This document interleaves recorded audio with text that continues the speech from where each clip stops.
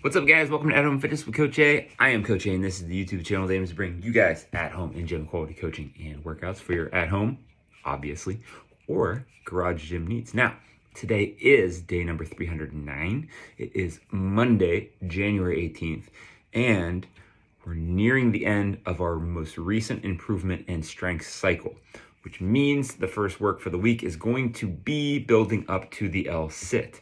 Today, we're going to stick with the hang. We're not going to transition down to the stabilization and the hold yet. We're going to stay with the hang, and we're going to work unilateral. Doesn't mean you're going to hold on with one arm, means you're going to lift one leg at a time. So there's two pieces to this. The first one is going to be 3 rounds, and that is going to be 30 seconds of work, 30 seconds of work, 1 minute of rest. All right, make sure you guys take that whole minute. If you need to push that back to maybe a minute and a half, that's fine. I want you to be able to kind of get good repetition, good quality work here for the 30 seconds. So 30 seconds, right leg only lift, straight knee, bring that leg up parallel to the floor, maybe a little bit higher, point those toes out in front, bring it back down. No kipping here. I mean, you're probably going to move a little bit. It's hard to stabilize with only one leg and not get a little bit of a rock, but ideally we're holding on with one leg. All right, second 30 seconds is going to be, pay no attention to the blip in your screen. It's not like I had to stop and sneeze there. Continuing. Second 30 seconds is going to be the left leg. Same thing. And then we're going to get that 1 minute rest both sides.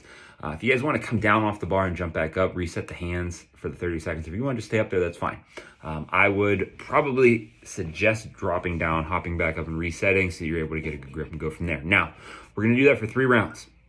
And then we're going to roll into 2 rounds of kind of the same thing, but also maybe a little bit easier. But because it's easier, you guys should be capable of higher quality here. So 2 rounds, 30 seconds of work, right, left, right, left. So we're alternating the legs, same raise, same position on the bar. Then we're going to get a minute of rest. We're going to do it again. We're going to get a minute of rest. So 3 rounds of each leg by itself for 30 seconds, and then 2 rounds of both legs alternating for 30 seconds. Now, the second piece today is going to be an EMOM. We're looking at alternating 4 different movements for 12 movements for 12 minutes, all right? It's going to be really 2 rounds of working and 2 rounds of resting, if that makes sense. So let me go through this. 12 Russian kettlebell swings right into max effort lunge steps for the rest of that minute. So that's minute 0 to 1. Minute 1 to 2, you guys are going to rest. Minute 2 to 3, so the third minute, you're going to do 12 Russian kettlebell swings again, this time followed by max effort box jumps. Minute 3 to 4, you're going to rest. And we're going to alternate like this, work, rest, but the work is going to alternate between 12 Russian kettlebell swings and max effort lunge steps, and 12 Russian kettlebell swings and max effort box jumps. 4 sort of rounds there for 12 minutes. So you guys are going to go through 3 times, meaning you're going to do the lunge steps 3 times and you're going to do the box jumps 3 times. The 12 Russian kettlebell swings are going to start every one of these 6 rounds of work. Stick around, check out the demos, check out the modifications if you don't know what I am talking about.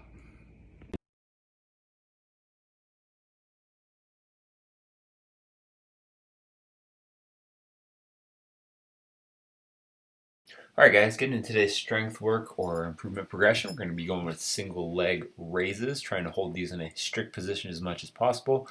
That's going to be pretty challenging if you're keeping that opposite leg in a hollow, like I'm trying to do here, and keeping the core engaged. So if we get a little bit of rock, that's fine. Don't overthink it, but let's try not to utilize it. If we have a hard time with the strength of this, we can always bend that knee and bring a thigh up instead of a full leg up, obviously making it a little bit lighter. When we get to the second part, we're going to alternate between the 2 legs. So transitioning back and forth, kind of borderline get into a little bit of a swing there. Want to be able to control that as much as possible. We can always shorten the range of motion as well if you guys need to, specifically on that second part where we're doing both legs at the same time. If we need to take it to the floor, this is another way of making it a little bit lighter and a little bit easier on the hip flexors and on the core there. So that's an option if you guys need to modify it back.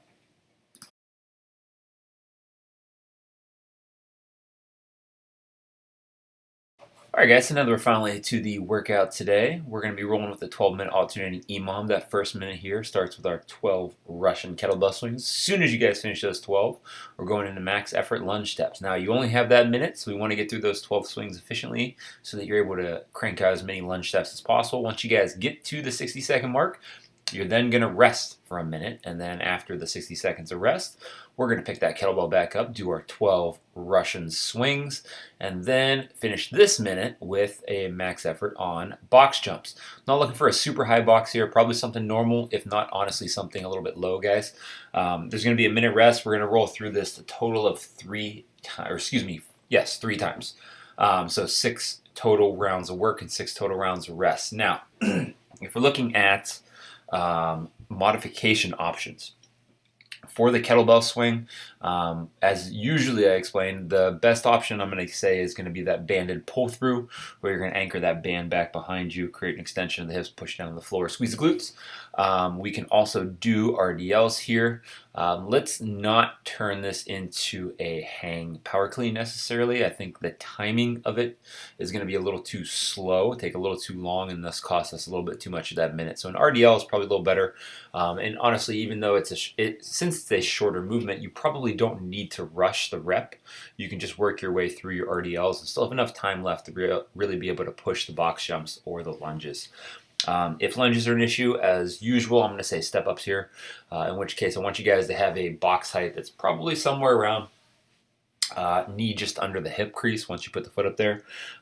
If we want to make that higher and then do box jumps, that's fine. If you guys are going to end up doing step ups for both, not optimal, but that's fine. You guys can also, if you want to get a little bit of jumping in here, modify that box jump with a double under jump rope or something along those lines. That'll work as well. That'll get you that aggressive hip extension that we're looking for here.